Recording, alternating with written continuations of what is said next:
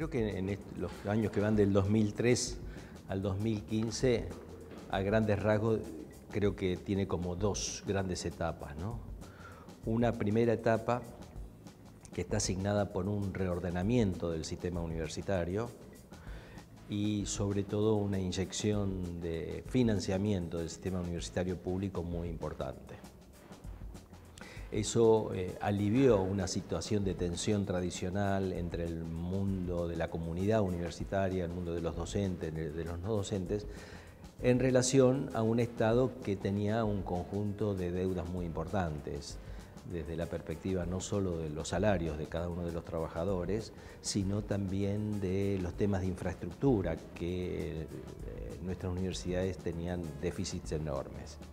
Esa etapa de reordenamiento fue complementada o ha sido, no digo modificada, pero sí profundizada con la incorporación de nuevas universidades, que significan un salto cualitativo en relación a la primera fase. ¿Por qué? Porque en esa primera fase yo diría que básicamente el gobierno se dedicó a pagar deudas que el Estado Nacional debía al mundo universitario y señaló también simbólicamente la importancia que tenía la ciencia, la técnica, las profesiones para con nuestro país. La segunda fase es una fase, yo diría, más ambiciosa, en el sentido que nuestro país tiene una cobertura de educación superior importante. Después de Cuba es el país que tiene más cobertura universitaria.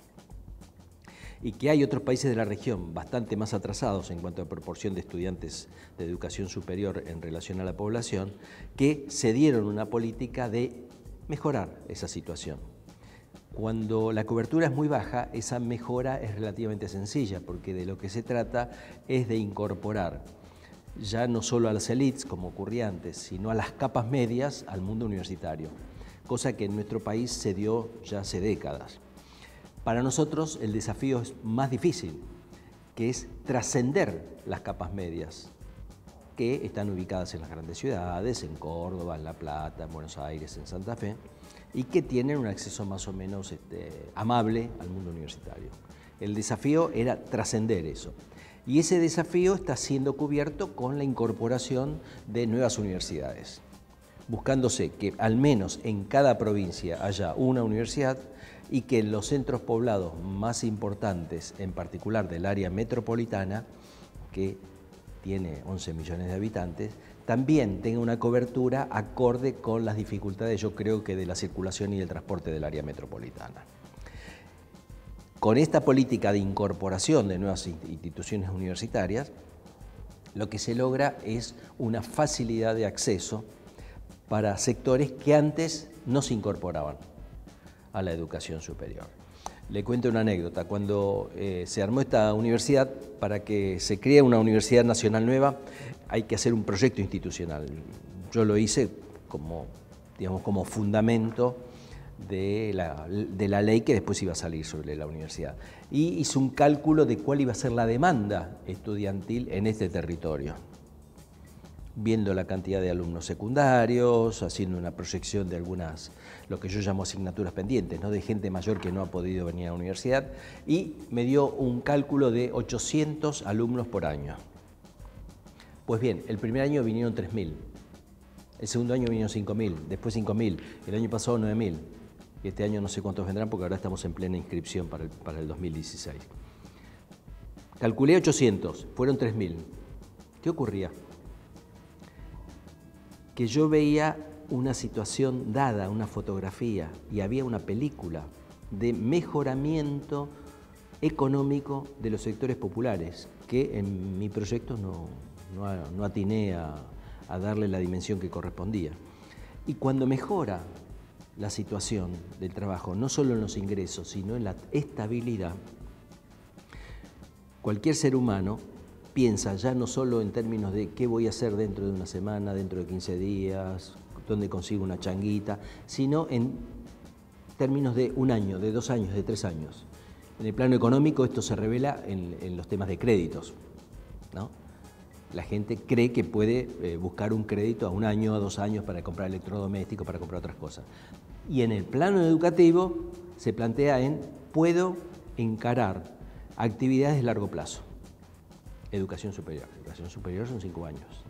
Esto es, las expectativas, el horizonte de expectativas de los sectores populares había cambiado cualitativamente. Yo pensaba en términos tradicionales y en esos años del 2003, la universidad se creó en el 2009, había mejorado esa situación, ya le digo, no solo de ingresos, sino de estabilidad, de cierta tranquilidad y consiguientemente una modificación de la expectativa que hace que se inscribían 3.000 el primer año que prácticamente nuestra universidad era desconocida y después cuando fue siendo más conocida ya se incorporaron más personas, ¿no? 5.000 el segundo, como decía, otros 5.000 el tercero.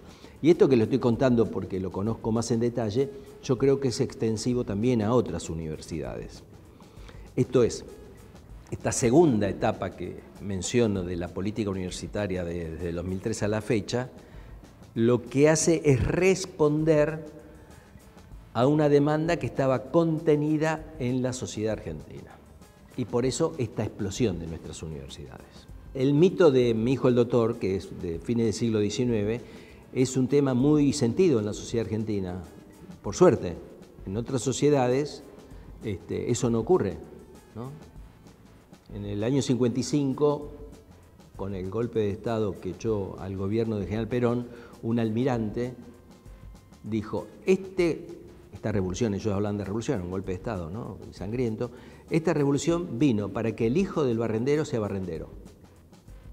Pues bien, en la Argentina eso no se acepta.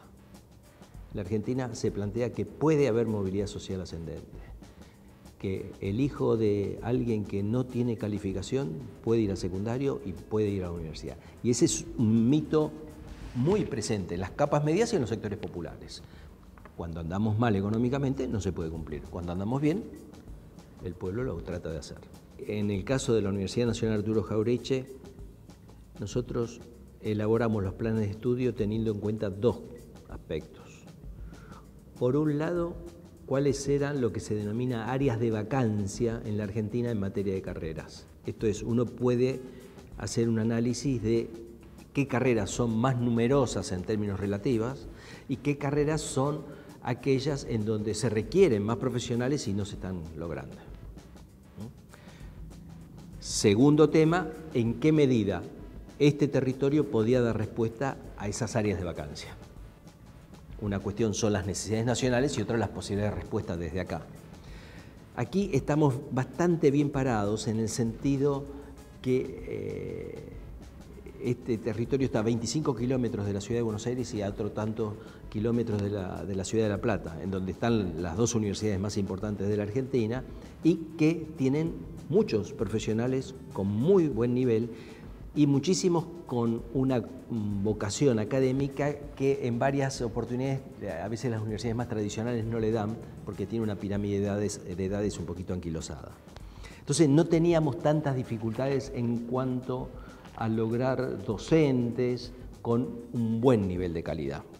En ese sentido estábamos bastante bien parados. Encontramos en análisis de áreas de vacancia que teníamos bastantes déficits en el área de salud y en las ingenierías, cosa que es de sentido común, no inventé nada, por supuesto. Y entonces le dimos mucha importancia a esas 2 áreas. Nosotros tenemos una asociación estratégica con el Hospital Néstor Kirchner, que está a 200 metros de la sede de la universidad, a 300 metros, y entonces desarrollamos enfermería, kinesiología, o sea, carreras que inicialmente los sectores populares iban a tomar muy fuertemente y efectivamente son las carreras que tienen más inscritos. Y posteriormente fuimos incorporando tecnicaturas, en algunos casos ya más especializadas, por ejemplo, quirófanos, administración en quirófanos. Hemos incorporado la carrera de medicina, que es más ambiciosa para nosotros, especializada por supuesto en medicina comunitaria, en medicina general. Y desarrollamos, como tenemos un nivel, yo diría, de excelencia en nuestros docentes, ya algún posgrado. Por ejemplo, una especialización en cardiología, puesto que en el hospital se hacen implantes de corazón, en fin. Tenemos una capacidad no solo de recursos humanos, sino también de capacidad física para hacerla. En las áreas de ingeniería, ¿qué hicimos? Las que nosotros veíamos que estábamos en condiciones de desarrollar. electromecánica, industrial, por supuesto informática, en donde los alumnos se vuelcan muy rápidamente, y una bioingeniería que articula las ingenierías con las necesidades de equipamiento médico que se tienen en Argentina, que hay una dificultad al respecto. Cuando avanzamos, esto fue en el 2009, esa decisión sobre las carreras, cuando avanzamos se produjo la renacionalización de YPF. Y resulta que la Universidad Nacional Arturo Jauretche funciona en los viejos laboratorios de YPF. Si ustedes sacan una foto del frente, van a encontrar que al lado del gran cartel que dice Universidad Nacional Arturo Jauretche, está en hormigón, en cemento, laboratorios de YPF. Y efectivamente estos fueron los laboratorios hasta el año 1994. Entonces, la verdad que lo menos que podíamos hacer era agregar a las 4 ingenierías que habíamos planteado inicialmente una quinta, que es una ingeniería en petróleo, que la desarrollamos en acuerdo con la empresa, con YPF. Junto con eso desarrollamos algunas carreras del área de ciencias sociales. En primer término, administración, que también es una carencia muy importante, relaciones del trabajo, y gestión ambiental, que para toda esta área del conurbano sur tiene falencias. Estas carreras, como le digo, han tenido un éxito considerable en alumnos.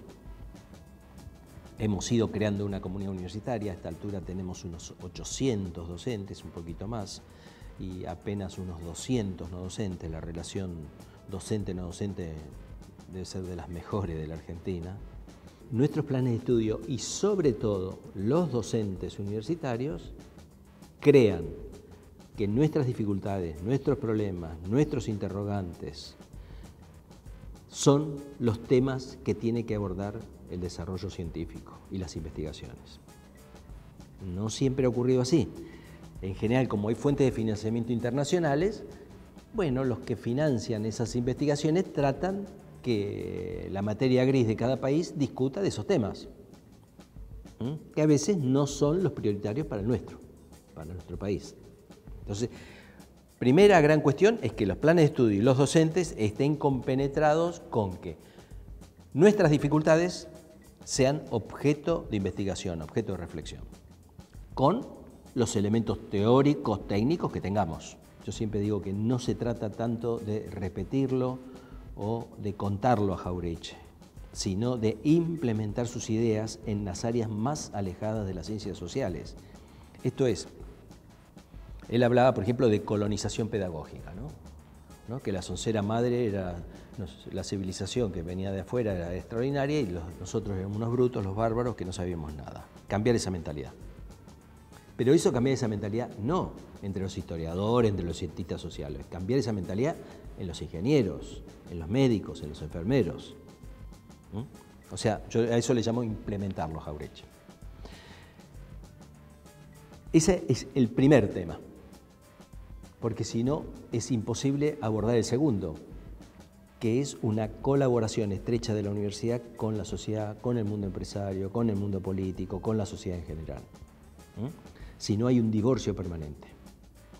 Este segundo tema para la Argentina tiene una importancia grande porque nosotros somos 44 millones de habitantes en un territorio extensísimo. No somos como Brasil, que tiene como 5 o 6 veces más población que nosotros, o como China, que son 33 veces la Argentina.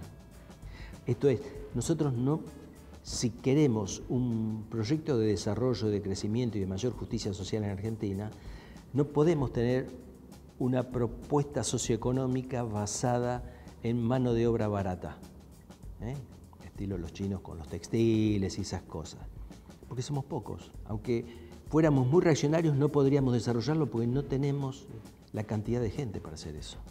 No nos queda otro camino que nuestro desarrollo esté al lado de un desarrollo científico, tecnológico, de creación de patentes, de innovación muy grande. Esto es, se requiere mucho eso que Perón llamaba materia gris. Entonces, me parece que eso tenemos que tener conciencia, todos, las universidades y sobre todo la dirigencia política. En estos años Cristina lo ha hecho mucho.